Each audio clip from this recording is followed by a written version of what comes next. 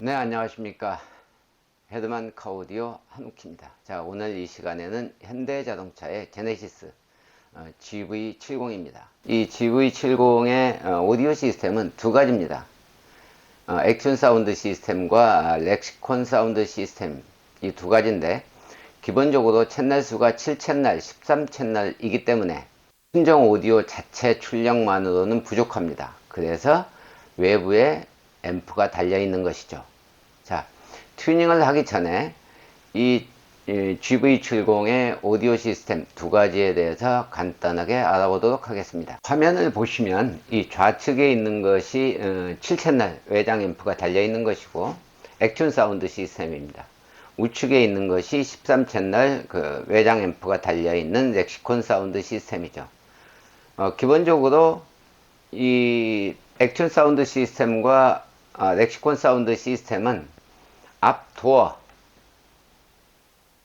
여기는 트위터와 미드레인지가 원 채널로 구동되게 되어 있지만 렉시콘 사운드 시스템 같은 경우에는 트위터, 미드레인지, 그 다음에 우퍼, 그리고 시트 하단에 있는 서브우퍼까지 이렇게 각각의 채널로 제어를 하게 되어 있다는 것이 차이가 있습니다.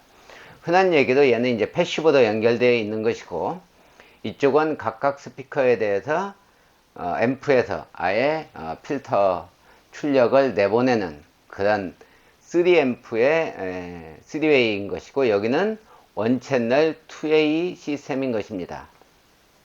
여러분들이 이것만 놓고 보면은 당연히 렉시콘이 스피커 개수도 많고 채널 수도 많기 때문에 소리가 더 좋을 거다라고 생각을 할 수 있습니다. 물론 약간 더 좋습니다.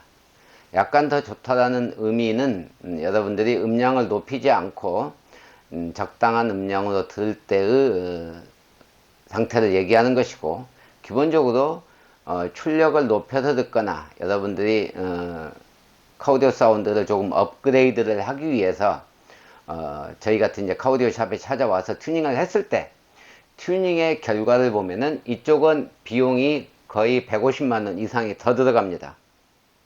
그러니까 만약에 얘가 액튠 사운드 시스템이 300만원이 들어간다면 이쪽은 450만원이 들어간다라는 것이죠. 그렇게 해서 나타난 결과의 사운드는 이 채널 수가 적은 액튠 사운드 시스템이 소리가 더 좋을 가능성이 높습니다. 자, 이래서 이 튜닝을 할 때 이게 몇 채널이냐가 사실은 이제 제일 중요한데, 지금부터 튜닝 방향 등 여러 가지를 한번 알아보도록 하겠습니다.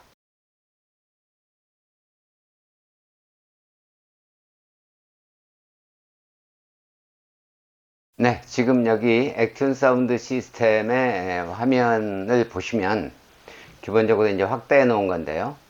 아까 얘기했다시피 센터 스피커, 그 다음에 트위터, 미드레인지, 시트 우퍼, 운전석과 조수석 좌우, 그 다음에 뒷도어 스피커까지, 그리고 외장 7채널 앰프, 이게 액튠 사운드 시스템입니다. 이 사운드의 특징은 그냥 일반인들이 들을 때는 사실 들어줄만 합니다. 뭐 아주 나쁜 상태도 아니고.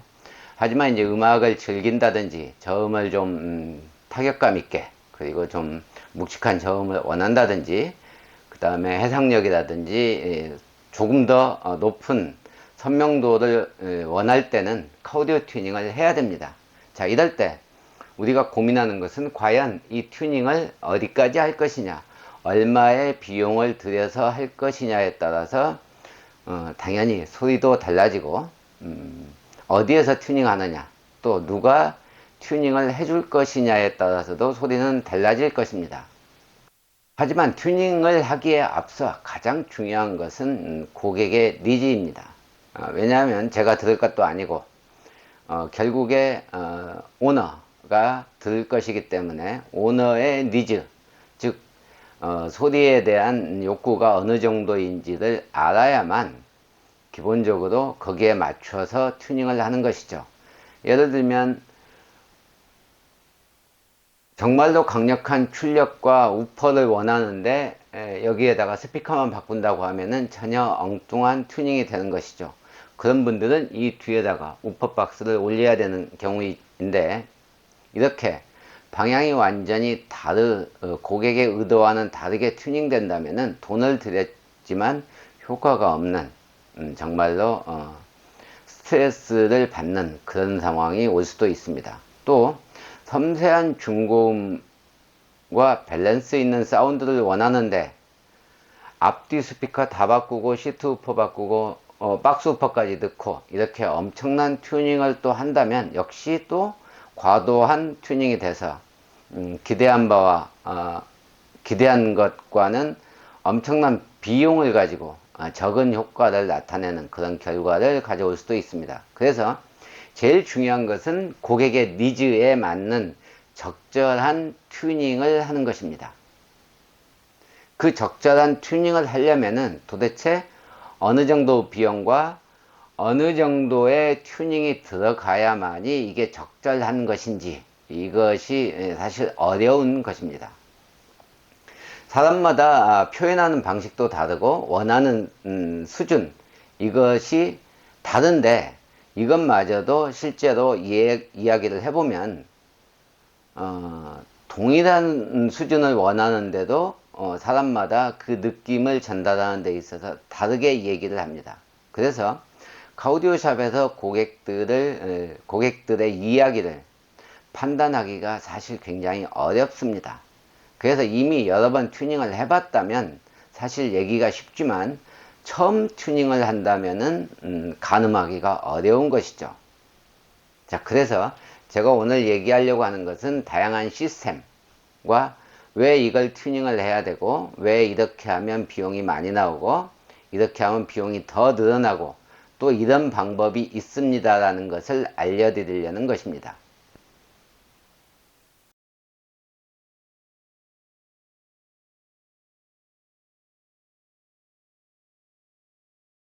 화면을 한번 보십시오. 좌측에 있는 것은 액튠 순정 사운드 시스템이고, 자, 우측에는 센터와 앞 스피커를 교체하고 앰프를 추가하는 그런 시스템에 대해서 제가 블록도로 그려놨습니다.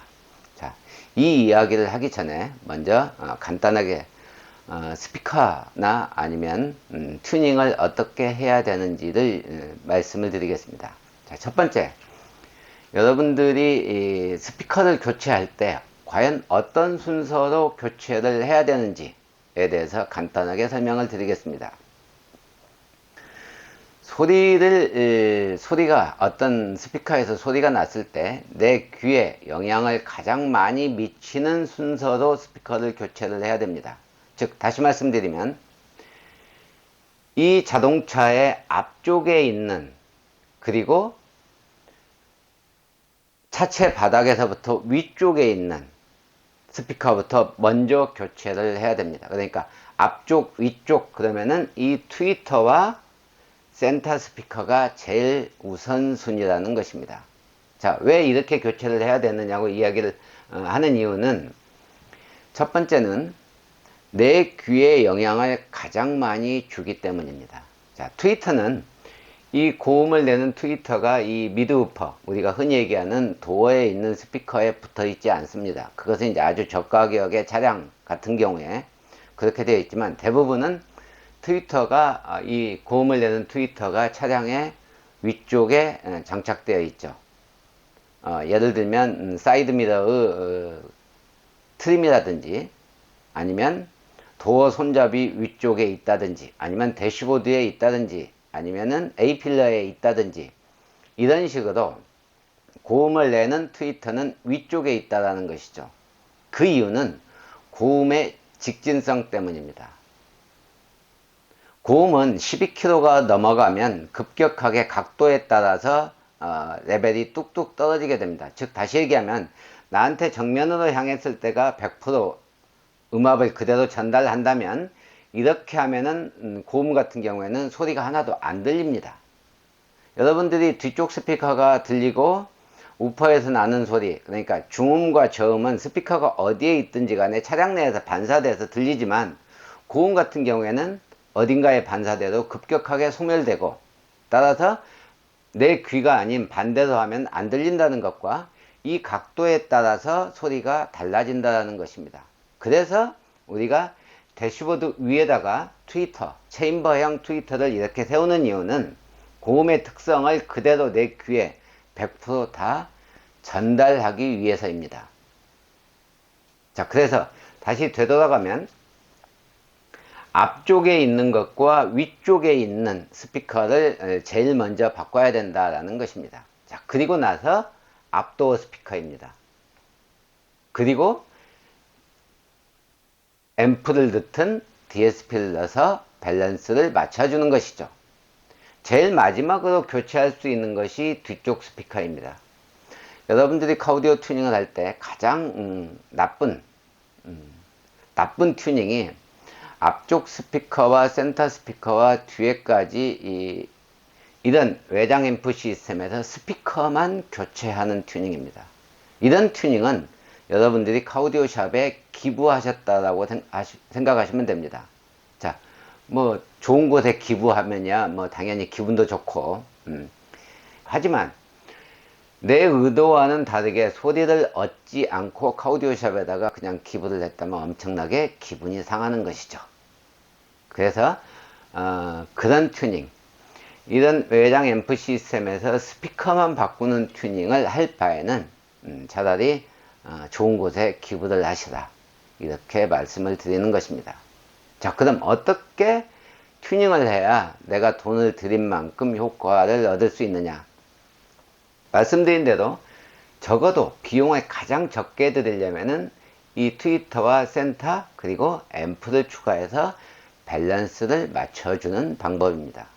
자, 여러분들이 앞쪽에다가 이 스피커와 센터 스피커 뒤에까지 해서 만약에 200만원 내지 300만원의 스피커 교체만 했다면 차라리 7, 80만원짜리 스피커와 7, 80만원짜리 앰프를 장착하는 것이 소리는 훨씬 더 좋다라는 것입니다. 자, 그래서 이제 구체적으로 방법을 하나씩 따져보도록 하겠습니다.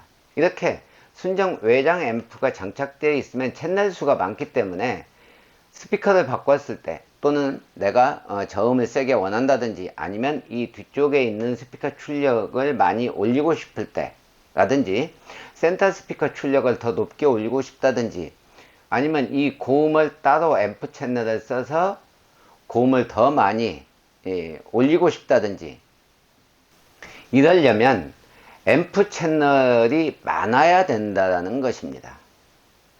즉 앰프 채널이 늘어난다는 것은 비용의 상승을 이야기하는 것입니다. 자, 그래서 앰프 채널이 적을수록 적은 수의 스피커를 제어하기 때문에 비용이 적게 들고 아울러 내가 원하는 방향에 따라서 모든 것을 튜닝할 수 없을지도 모릅니다. 그렇다고 해서 이 뒤쪽 스피커라든지 아까 렉시콘 사운드의 서라운드까지 앰프를 구동하는 그런 것은 이제 약간 높은 것이지만 기본적으로 채널 수가 많을수록 비용은 높아지고 내가 원하는 방향으로 소리를 더 가깝게 튜닝할 수 있다는 것입니다. 자, 그래서 오늘 이 액튠 사운드 시스템에서 가장 적게 비용을 들이고 두 번 다시 손을 가능하면 안 대고 싶다, 나는 적은 비용으로 한번 딱 튜닝해서 좀 출력 높고 베이스 단단하고 소리 좀 선명해졌으면 좋겠다라고 하는 시스템을 하나를 소개해 드리는 것입니다. 자, 이런 경우에 기본적으로는 이 채널 앰프의 채널 수가 시중에 나와 있는 것은 5채널 내지 6채널입니다. 물론 6채널 앰프 찾기는 쉽지 않습니다만, 자, 지금 여기에 나와 있는 HM2016 6채널 채널당 100W짜리 디지털 앰프입니다. DSP는 아니고 일반 앰프입니다. 얘를 추가를 해서 두 가지 방법이 있는데, 하나는 여기 지금 사진상에 보시는 바와 같이 이 신호의 흐름을 먼저 설명을 간단하게 드리면, 순정 오디오에서 SPDIF 디지털 신호가 외장 앰프로 들어오고, 이 좌측 것을 보겠습니다. 그러면 이 순정 외장 앰프에서 모든 스피커 이렇게 7채널, 하나, 둘, 셋, 넷, 다섯, 여섯, 일곱, 7채널 출력을 하게 되는 것이죠. 그런데 여기에 외장 앰프를 추가를 하게 되면 이 외장 앰프를 이렇게 튜닝한다고 했을 때 일부 오너들은 이 순정 앰프를 빼거나 교체하는 걸로 생각하시는데 그것은 아닙니다. 추가하는 것입니다. 이렇게 추가했을 때 7채널짜리가 없으니 6채널짜리만 쓴다고 했을 때, 왜냐하면 비용을 줄여야 되니까 6채널만 쓴다고 했을 때 이 센터 스피커를 기준으로 해서 나머지 똑같이 이렇게 3개 6개 채널을 앞 우퍼 뒤 스피커를 튜닝을 하는 방법이 하나가 있고, 또 하나는 이 뒤 스피커를 제어하지 않고 뒤 스피커는 순정 출력 그대로 내보내고 이 6채널 램프로 센터 사운드 센터 스피커까지 이 앞쪽만 제어하는 방법도 있습니다. 똑같은 부품을 가지고도 튜닝하는 방법이 벌써 2가지인 것이죠. 이 2가지는 고객의 성향에 따라서 정해지는 것입니다. 어떤 고객들은 이 뒤쪽 출력이 높아야 된다고 생각하면 이것에 맞춰서 튜닝을 센터를 기준으로 해서 튜닝을 해줘야 되는 것이고, 나는 뒤쪽이 안 높아도 좋으니까 섬세한 하고 밸런스 있고 센터 사운드를 좀 중요시 한다라고 하면은 이 앞쪽만 제어하는 방법입니다. 자, 이렇게 앰프를 썼을 때 센터 스피커와 앞도어 스피커를 어느 정도 레벨로 적용할 것이냐, 이것이 관건입니다. 비용을 줄이기 위해서 센터 스피커는 포칼 ES100K 4인치로 교체를 하고, 이 앞도어 스피커는 포칼의 퍼포먼스급 PS165FE 정도 장착을 해주시면 이 제품이 72만원, 그 다음에 120만원, 그 다음에 한 220, 거기다 공임 얹고 하면은 카드로 했을 때 200만원 약간 넘는 가격으로 튜닝할 수 있는 시스템인 것입니다. 자, 이제 이 비싼 가격대의 2번째 방법에 대해서 이야기를 해보도록 하겠습니다. 2번째는 DSP를 쓰고 비용의 한계를 두고 나중에 추가로 튜닝을 할 여지를 가지고 하려고 할 때, 우선은 비용을 적게 들여서 적당하게만 들어보고 이 상태로 만족하면 그냥 끝내는 것이고, 더 추가로 튜닝할 여지를 남겨두는 그런 방식입니다. 자, 그래서 가장 중요한 건 뭐냐, 여기에서 이 트위터입니다. 그래서 트위터만 교체를 하고 트위터를 바이앰핑 하는 거죠. 별도 채널로 챔버 형식으로 사용하는 것입니다. 자, 이렇게 하면 트위터만 챔버 형식으로 바이앰프로 추가하고, 여기에다가 매치업 7 DSP의 맥, 그러니까 6채널 입력, 6채널, 원래는 7채널 출력이지만 6채널만 사용하는 것이죠. 6채널 입력에 7채널 출력을 사용하는 것입니다.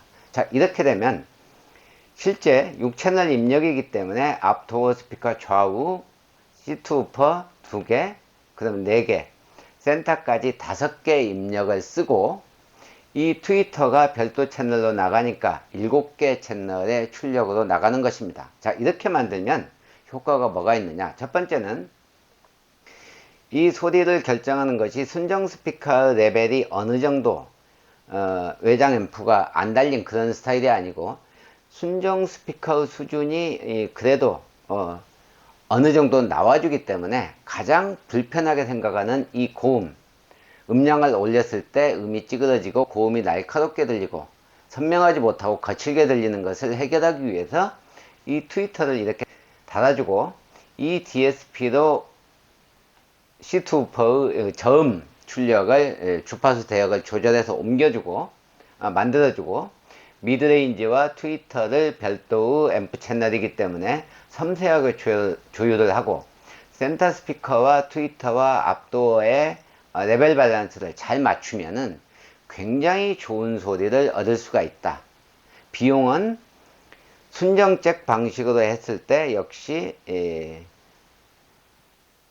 180에 200만원에다가 이쪽 챔버형 트위터 20만원에 트위터 값 40, 그러면은 260만원 정도. 그래서 좀 많은 비용, 생각하기에 따라서 이 비용이 많을 수도 있지만 DSP를 적용하는 걸로 생각하면 그렇게 높은 비용은 아닙니다. 그래서 DSP를 쓰면서 적은 비용으로 가장 효율적으로 소리를 만들어 보고, 중복 투자 없이 내가 의도한 만큼 소리가 나왔는데 조금 더 올리고 싶다 그러면 그때 이 미드레인지와 센터 스피커를 교체해서 중복 투자 없이 내가 원하는 소리를 만드는 방법입니다. 이 시스템의 단점은 이 트위터를 이 안에 순정 자리에다 넣어서 쓰는 방식을 쓸 수 없다는 것입니다. 왜냐하면은 이 미드레인지와 트위터가 같은 채널일 경우에 이 앞 도어 스피커도 같이 교체를 해야 안에 있는 패시브 네트워크로 중음과 고음의 레벨을 설정할 수 있기 때문입니다. 여기 들어가 있는 상태로는 바이앰프로 튜닝을 할 수가 없으니까요. 그래서 아까 의도한 원래의 고음 특성을 그대로 다 살리는 챔버형으로 해서 두 번째로 만들어 본 방법입니다. 세 번째는 이 화면을 잠깐 보시면 업셉은 DSP를 똑같이 사용을 하고 순정자리에다 넣어서 꾸미되 센터 스피커는 손을 안 대고 뒤에 스피커까지 손을 대서 만드는 방법입니다. 이 방법은 이 트위터를 넣지만 이 안에 도어에다가 이 미드레인지와 트위터를 신호를 분리해주는 패시브 네트워크를 넣어야 됩니다. 그래서 일반적으로 사용하는 방법은 아닌 것이죠. 하지만 이런 방법도 있다라는 것을 이야기하는 것입니다. 네 번째 방법은 여기 보시면 센터 스피커 교체하고 챔버형 트위터를 장착하고 바이앰프 하는 거죠. 별도의 채널이니까.